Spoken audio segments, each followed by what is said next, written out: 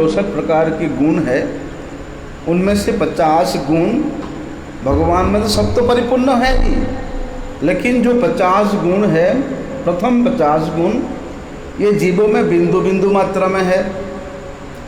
उसके और आगे और 5 गुण आगे का जोड़ दीजिए, वो शिव इत्यादि देवताओं में है। उससे भी आगे और 5 गुण जोड़ दें, 60 गुण ये परब्रह्म अधिपति भगवान नारायण में संपूर्ण रूप से है। प्रकार के गुण 60 क्वालिटीज हो गए, ये भगवान श्री कृष्ण में अति अद्भुत रूप से विद्यमान है।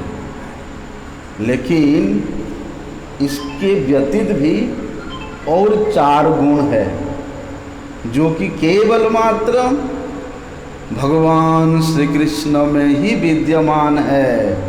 और बोलते वे जो 4 गुण हैं ये बड़े असाधारण रूप से भगवान श्री कृष्ण का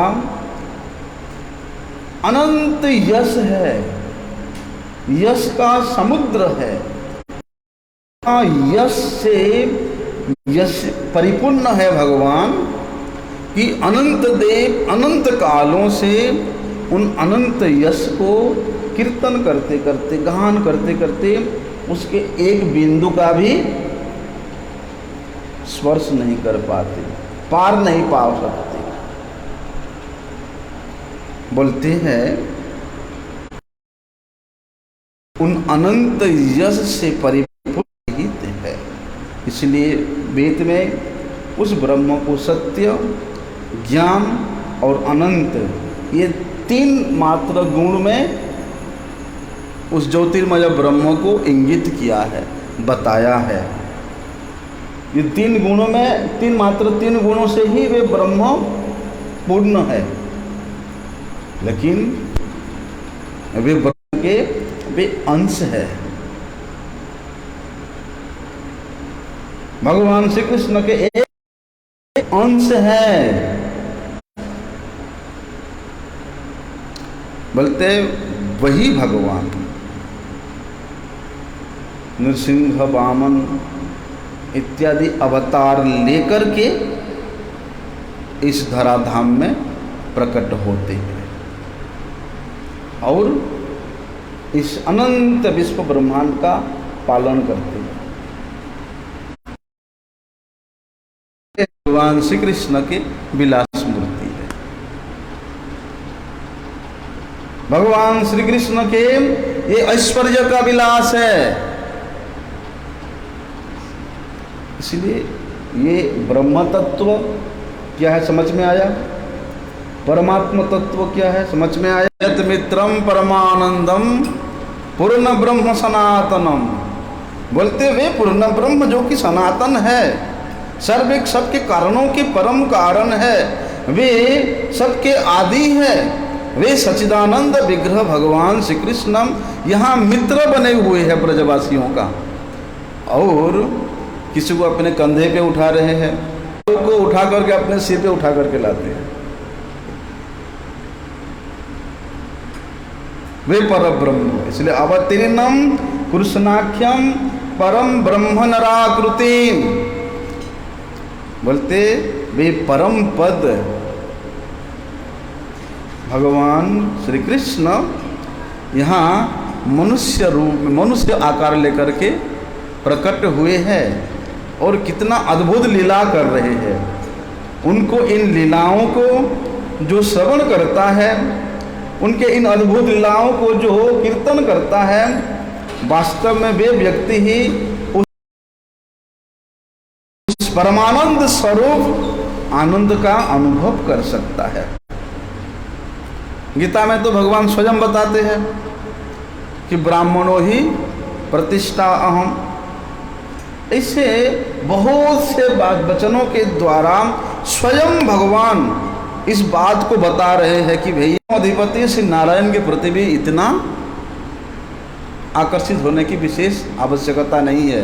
फिर क्या कहते हैं, इसलिए उन तत्वों को अपने में से अपने श्रेष्ठता का प्रतिपादन करने के लिए भगवान बता रहे हैं, अरे उस ब्रह्म वो तुम्हारा अंश है, ब्राह्मणों ही प्रतिष्ठाम।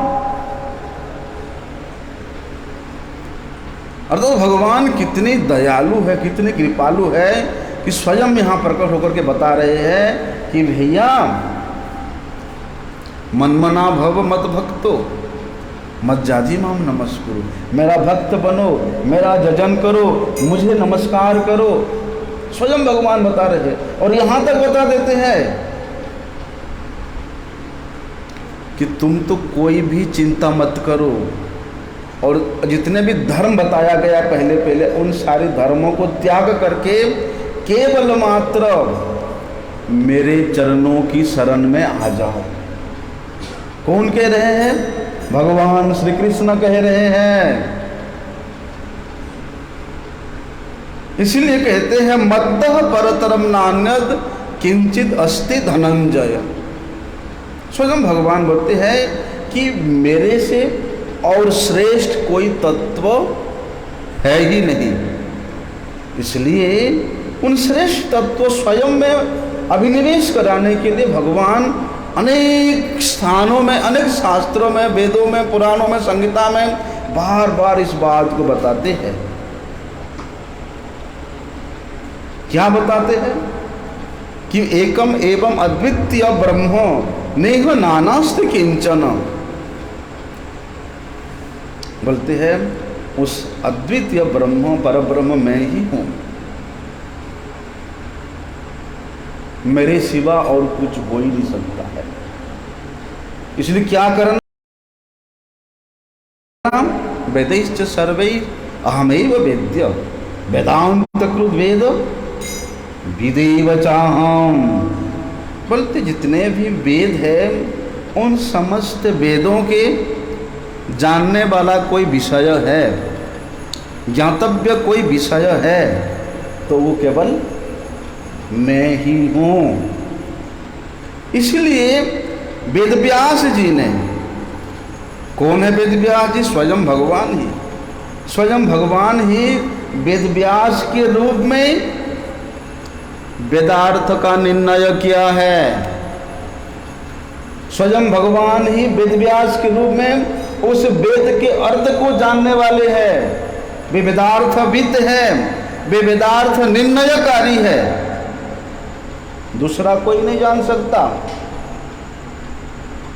इसलिए भगवान स्वयं अपने मुख से इस बात को बताते हैं कि वेदार्थ तत्वज्ञो अहम एव मत तो अन्य वेदार्थम न जानाति इत्यर्थः।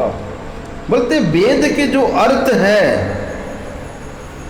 वेद का जो प्रकृत तत्व है वो मैं ही हूँ, और उस तत्व को मेरे सिवा और कोई नहीं जान सकता। वेद के जो निगूढ़ अर्थ है उसका ज्ञान दूसरे किसी को नहीं है, केवल मात्र मुझे है। इसलिए बोलते उस परंपरा पर संबंधित तत्व, क्या संबंधित तत्व? प्रत्येक जीवों का उद्गम स्थल भगवान श्री कृष्ण ही है, वो परब्रह्म ही है। इसलिए प्रत्येक जीवों का उद्गम स्थल होने के कारण उनके साथ हमारा प्रत्येक जीवों का नित्य संबंध है। इसलिए संबंधी तत्व केवल मात्र वे भगवान श्री कृष्ण ही हो सकते हैं। उनके बिना वेद के अर्थ को कोई जाना भी नहीं सकता है। वे ही वेद के अर्थ को जनाते हैं।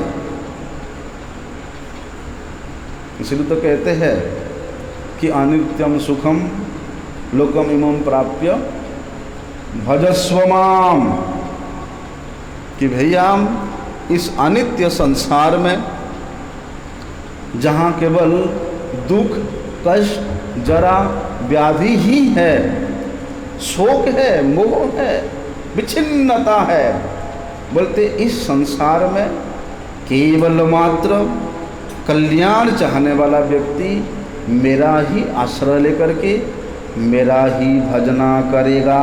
प्राप्य भजस्व माम। और भी बताते अहम कृष्णस्य जगत प्रभव। अरे इस अनंत विश्व ब्रह्मांड के जगत का आधार मैं ही हूँ, मेरे से ही सृष्टि हुआ है। इसलिए जो वहाँ से सृष्टि हुआ है उनके पास जाओ, दूसरे के पास जाने से तुम्हारा कोई विशेष कल्याण होने वाला नहीं है। और भी बताते अहम सर्वस्य प्रभव मर्त सर्वम प्रवर्तते। बोलते मेरे से ही ये सब प्रवर्तित हुआ है, मेरे से ही ये सब प्रकृति जात जितने भी स्थावर जंगम है मेरे से ही सृष्ट हुआ है। जब मैं ही इन सब का सृष्टि किया हूँ तो इनका पालन पोषण भी मैं ही करता हूँ। गति भरता प्रभु साक्षी निवास शरणम सुहृत। इसलिए वे भगवान ही हमारा एकमात्र गति है, वे भगवान ही हमारा एकमात्र भरण पोषण करने वाला है, वे भगवान ही एकमात्र हमारा प्रभु है, हमारा साक्षी है, हमारा निवास स्थान है, हमारा शरण का एकमात्र स्थान है भगवद पाद पद्म ही। क्योंकि वो इतना सुहृद है, वो इतना अपना है, वो इतना स्नेह करते हैं जीवों को कि जो कोई भी उनके चरणों की शरण में आता है उस सुहृदता रूप गुण में आविष्ट होकर के वे उसको अपने चरणों की सेवा में लगा देते हैं। और कहते हैं मेरे इच्छा से ही प्रभवः प्रलयः स्थानम निधानम बीजमव्ययम। बोलते मेरे प्रभाव से ही यहाँ प्रलय भी होता है, सृष्टि भी होता है और पालन भी होता है। क्योंकि इस प्रकृति में बीज वपन करने का जो बीज प्रद पिता है वो केवल भगवान श्री कृष्ण ही है।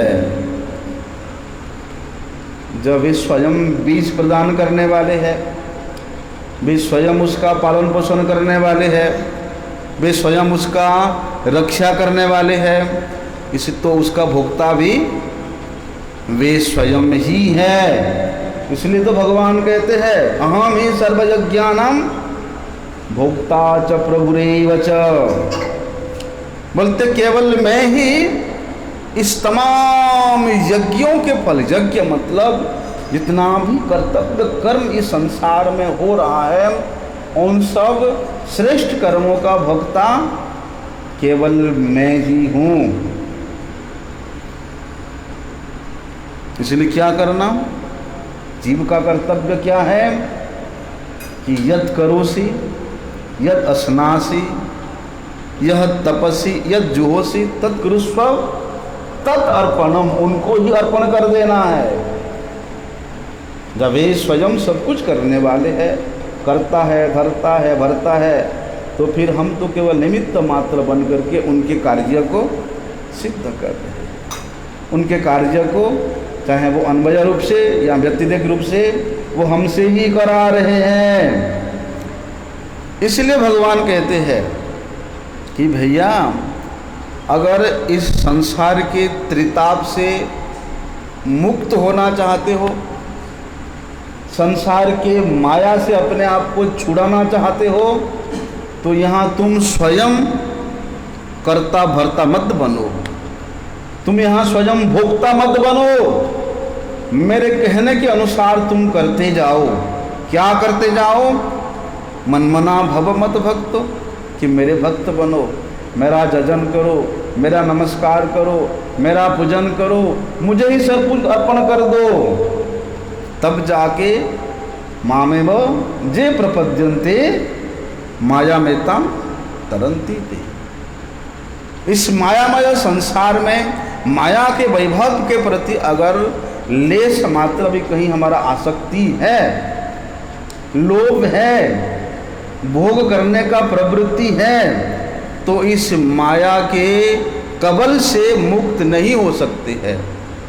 शरणागत प्रपद्यन्ते मतलब परिपूर्ण रूप से शरण। जिस प्रकार से द्रौपदी थोड़ा थोड़ा प्रयास करती थी अपने चुल्लू को पकड़ करके कि मैं कुछ कर सकती हूँ, लेकिन दुशासन के सामने वो क्या कर सकती है?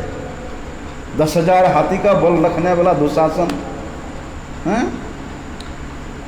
उसके बाद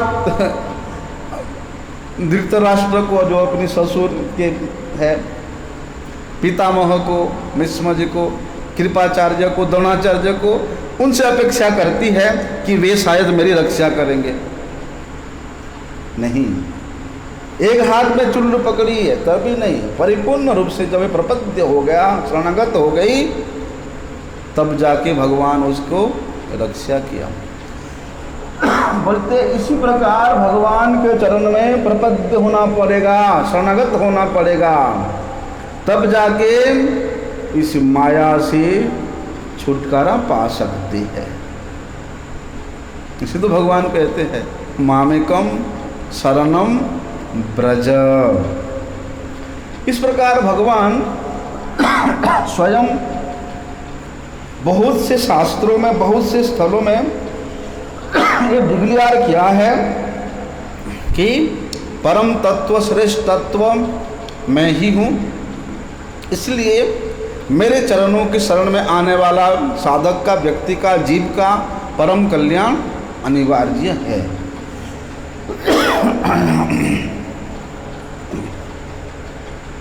इतना ही नहीं,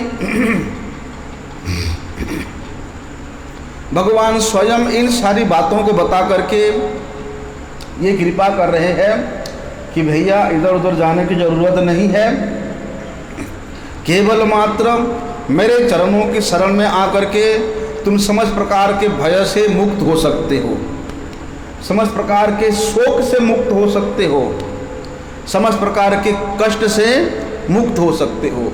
इसलिए अपनी स्वयं के महिमा को, स्वयं के तत्व को भगवान अवगत करा करके, क्योंकि भगवत तत्व विशेष रूप से केवल भगवान ही अवगत है, और भगवान के चरणों में जो परिपूर्ण रूप से शरणागत है, केवल वही महात्मा ही भगवत तत्व को जान सकता है। अभी तो थोड़ी देर पहले हम लोग ने श्रवण किया कि वेद के जो निगूढ़ अर्थ है वो केवल भगवान ही जानते हैं, भगवान ही जानते हैं। इसलिए निगूढ़ अर्थ को जो भगवान स्वयं जानते हैं, उन निगूढ़ अर्थ को हमारे सामने भगवान प्रस्तुत कर रहे हैं इन सारी बातों को बोल करके। अहम सब ज्ञान भुक्ता च प्रभुरेव च मामेव ये प्रपद्यन्ते मायामयेतां तरन्ति ते अहम सर्वस्य प्रभुमत्त सर्वं प्रवर्तते अहम सर्वस्य गति भर्ता प्रभु साक्षी ही। स्वयं भगवान बता रहे हैं कि हे जीव, तुम केवल मात्र मेरे चरणों की शरण में आकर के अशोक अभय अमृत आधार स्वरूप मेरे पाद पद्मों में तुम स्थित हो सकते हो, रह सकते हो, उस अमृत आधार स्वरूप सभा को प्राप्त कर सकते हो। ऐसा बोल करके भगवान आकर्षण कर रहे हैं हम लोगों को, भगवान आकर्षण कर रहे हैं जीवों को,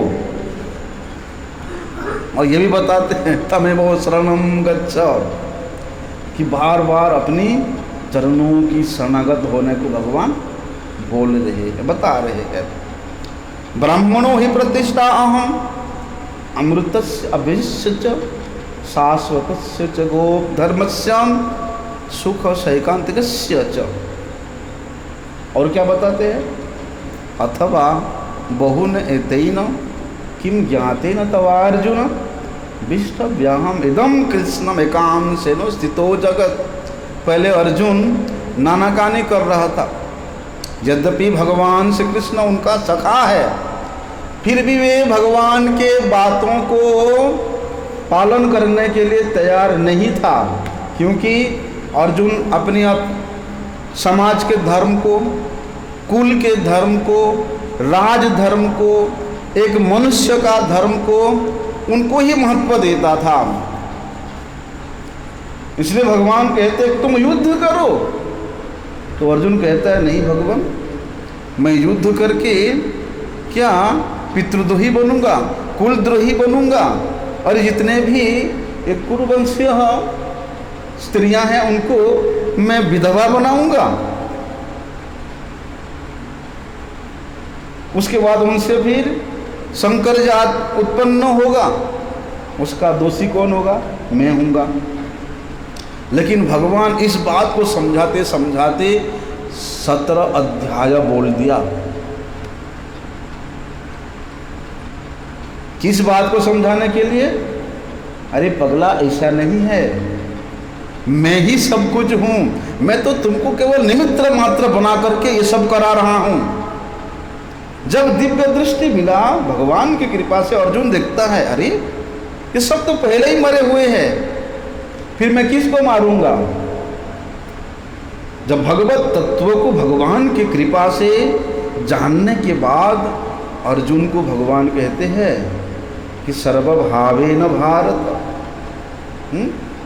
कि तुम सब प्रकार से सब तरह से केवल मात्र मेरे शरण में आ जाओ। इसलिए भगवान वहाँ कहते हैं ब्राह्मणों ही प्रतिष्ठा अहम, बोलते हैं उस अखंड जो चैतन्य ब्रह्म है, उस ब्रह्म का प्रतिष्ठा मैं ही हूँ। बोलते मैं ही अनंत अमृत के आधार स्वरूप हूँ, मैं ही इसलिए नित्य लीला करता हूँ, इससे जीवों का परम कल्याण हो। मैं ही उस लीला के माध्यम से उस प्रेम सुख का आस्वादन करता हूँ। किस लिए? बोलते आश्रय जातीय इन जीवों का कल्याण करने के लिए, मंगल करने के लिए। भगवान तो परिपूर्ण वस्तु है, उनको फिर ये सब करने की आवश्यकता क्यों है? उसके पीछे सीधे सीधे एक ही कारण है कि वे अपने इस अनंत संतानों का, जीवों का परम कल्याण करने के लिए भगवान यहाँ स्वयं नराकृति रूप से अवतीर्ण होते हैं और नर लीला मापी वे नाना प्रकार की लीला करते हैं। तो ब्रह्म जिस पुरुष का अंग कांति है, उसको हम लोग काल ब्रह्म संहिता का श्लोक के माध्यम से सुना था। यस्य प्रभा प्रभवतो जगदंड कोटि, इस श्लोक के द्वारा हम लोगों ने श्रवण किया था।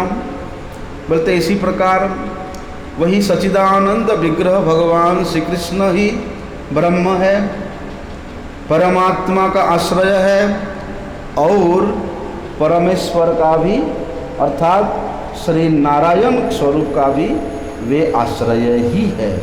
इसलिए सीधे भक्ति विनोद ठाकुर जी ने भगवान श्री कृष्ण ही परम तत्व है, इसको उन्होंने वेदों में, शास्त्रों में कहीं कहीं गौण रूप से, कहीं कहीं मुख्य रूप से, गुण वृत्ति का अवलंबन करके, मुख्य वृत्ति का अवलंबन करके, कहीं कहीं अन्वय रूप से, कहीं कहीं व्यतिरेक भाव से भगवान श्री कृष्ण ही परम तत्व है, इस बात को निर्देश देते हैं।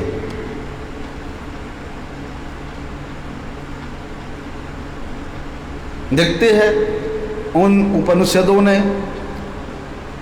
उन श्रुति शास्त्रों ने गौण रूप से, मुख्य रूप से, अन्वय रूप से, व्यतिरेक रूप से भगवान श्री कृष्ण ही परम तत्व है, इस प्रकार से क्या निर्देश देते हैं। छांदोग्य उपनिषद कहते हैं कि श्यामत् सबलम प्रपद्ये सबलात् श्यामम प्रपद्ये। बोलते भगवान श्री कृष्ण ही उस विचित्र शक्ति से युक्त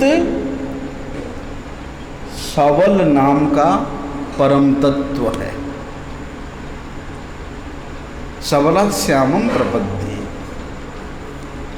और बोलते हैं श्यामा अर्थात श्रीमती राधा रानी का नाम श्यामा है ना। तो कहते हैं वे जो सबल है, जो विचित्र शक्तिमत्त तत्व श्री कृष्ण जो सबल है, वे बोलते श्यामत् सबलम अर्थात उस सबल शक्ति का जो हृदय सार स्वरूप है, उसका आश्रय करके उस कृष्ण में जो कि सबल नाम से उपनिषद में वर्णन है, उसमें प्रपद्यमान हुआ जा सकता है। अर्थात जो ह्लादिनी शक्ति है, उस ह्लादिनी शक्ति का आश्रय लेकर के उनके माध्यम से ही श्री कृष्ण के चरण में शरणागत हुआ जा सकता है। ह्लादिनी ह्लादिनी का जो सार भाव है, समझने वाली बात है, बड़ी गंभीर विषय है। उस ह्लादिनी का सार भाव का आश्रय करके श्री कृष्ण के चरणों में प्रपन्न हुआ जा सकता है। स्वयं जाकर के श्री कृष्ण के चरणों में प्रपन्न नहीं हुआ जा सकता। उनके आश्रय में जो ह्लादिनी सार भाव स्वरूपा श्रीमती राधिका है और उनके अनुगता जो किंकरियां हैं, मंजरियां हैं, सखियां हैं, उनके अनुगता जो गुरुजन वैष्णव जन है, बल्कि उनके अनुगत्य को स्वीकार करके ही भगवान श्री कृष्ण के चरण में प्रपन्न होने का विधान है। इसलिए ऋग्वेद संहिता में भी इस बात को बताया है। हम लोग प्रत्येक दिन इस मंत्र का उच्चारण भी करते हैं कि ओम तद्विष्णु परमं पदम सदा पश्यन्ति सूरयो दिविव चक्षुराततं विष्णोरिजत परमं पदम। बोलते हैं जिस प्रकार से चक्षु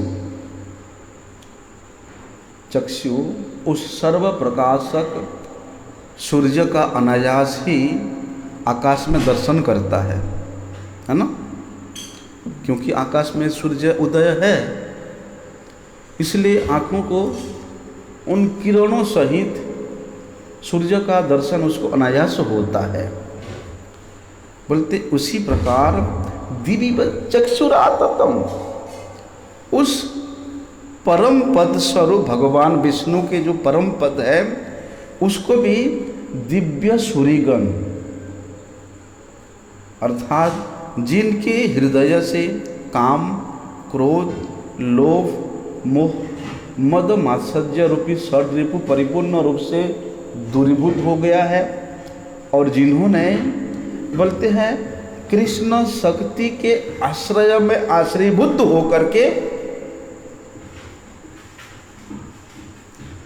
श्री कृष्ण के चरण में प्रपद्यमान होने के लिए निरंतर चेष्टा युक्त है। जैसे कि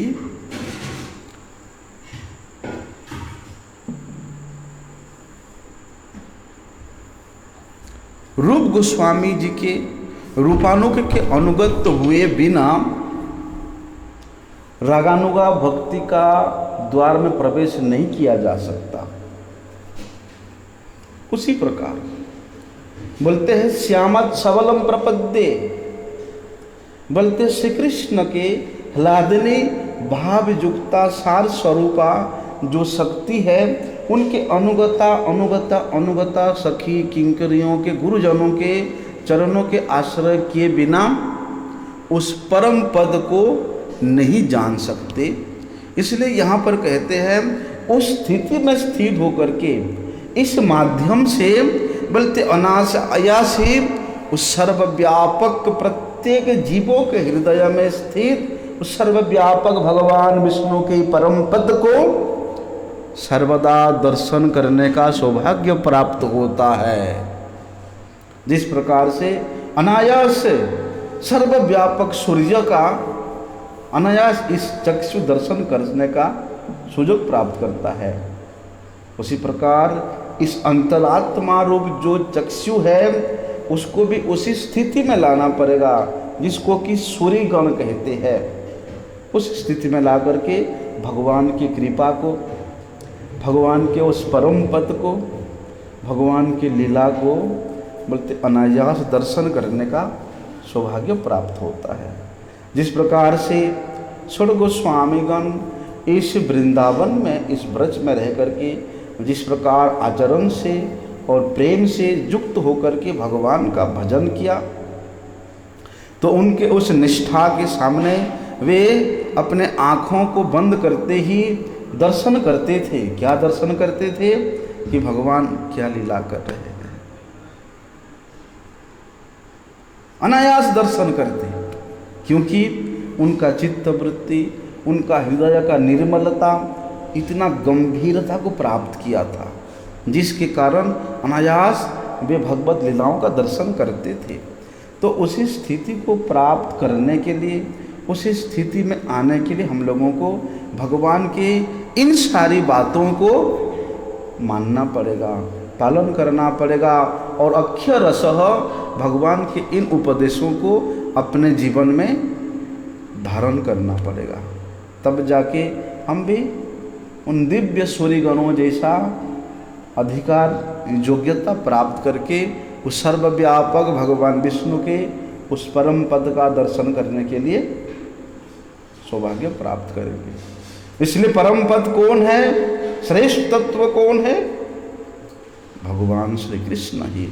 अब यहाँ विष्णु बोला है, तद विष्णु परमम पदम बोला है। हम तो बोल रहे भगवान श्री कृष्ण ही परम पद है, भगवान श्री कृष्ण ही परम तत्व है। फिर इस ऋग्वेद के मंत्र में क्यों ऐसा बताता विष्णु परमम पदम? ये रहस्य को हम लोग कल श्रवण करेंगे। इसके टीका में हमारे गोस्वामीगण क्या लिखते हैं, कल श्रवण करेंगे। वंशा कल्पतरुर्भ्यश्च कृपा सिंधुभ्यैव च पतितानां पावनेभ्यो वैष्णवेभ्यो नमो नमः।